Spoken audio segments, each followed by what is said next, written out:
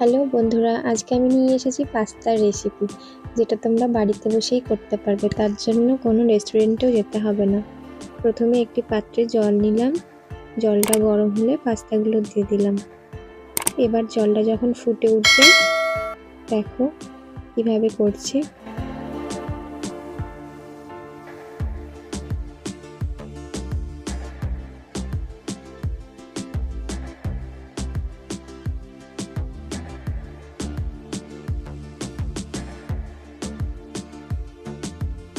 দেখো জলটা পুরো ফুটে উঠেছে আর পাস্তাটাও সিদ্ধ হয়ে গেছে, অনেকটা একটু বড়ও হয়ে গেছে। এবার আমি ঝরিয়ে নিয়েছি জলটা আর এর মধ্যে একটু ঠান্ডা জল দিয়ে দিলাম।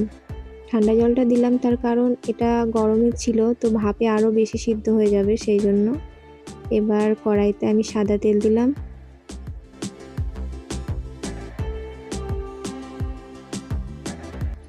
তেলটা গরম হলে আমি এর মধ্যে কাঁচা লঙ্কা, পেঁয়াজ কুচি, টমেটো এগুলো সব দিয়ে দেবো।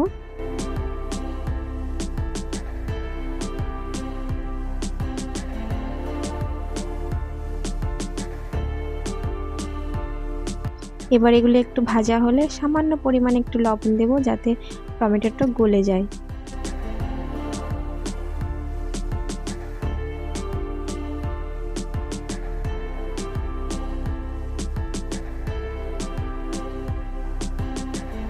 এবার এগুলো একটু ভাজা হলে এর মধ্যে একটা ডিম ভেঙে দেব।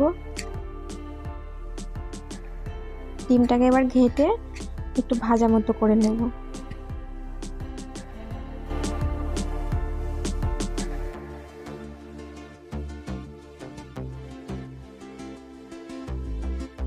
এবার এগুলো সব ভাজা হয়ে গেলে এর মধ্যে আমি পাস্তাটা দিয়ে দেব। দেখো পাস্তাটা খুব ঝরঝরে হবে, দেখেই বুঝতে পারছো। এবার এগুলো নাড়াতে থাকবো, না নাড়ালে কড়াইতে লেগে যাবে। পাস্তা একটু তেলের পরিমাণটা বেশি লাগে, কেননা পাস্তাটা না হলে কড়াইতে লেগে যায়, ভালো লাগে না খেতে। এবার একটু লবণ দিলাম, আগে যেহেতু একটু লবণ দিয়েছি তাই এখন একটু কমই দেব। একটু হলুদও দিলাম। হলুদটা তোমরা স্কিপ করতে পারো, কেননা অনেকে হলুদটা দেয়ও না। এবার একটু সয়া সস দিলাম, একটু নাড়িয়ে নিয়ে এবার একটু টমেটো সসও দেব। টমেটোটা তোমরা পরেও দিয়ে খেতে পারো, তবে এর মধ্যে দিলে একটু বেশি ভালো লাগে।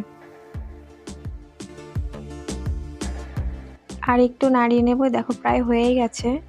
এই রান্নাটা খুব সহজে তোমরা বাড়িতে করতে পারবে। এটা বিকেলের নাস্তায় বা সকালবেলায় যখন তখন অল্প সময়ের মধ্যে এটা হয়ে যায়, খুব ভালোও লাগে খেতে। আর তোমরা রেস্টুরেন্টেও যেতে হবে না, এটা বাড়িতে বসে করতে পারবে। দেখো আমার রেডি পাস্তা। কেমন হয়েছে তোমরা জানিও, আর তোমরা অবশ্যই বাড়িতে ট্রাই করবে আর চ্যানেলটিকে সাবস্ক্রাইব করবে, আর লাইক শেয়ার কমেন্ট তো অবশ্যই করবে।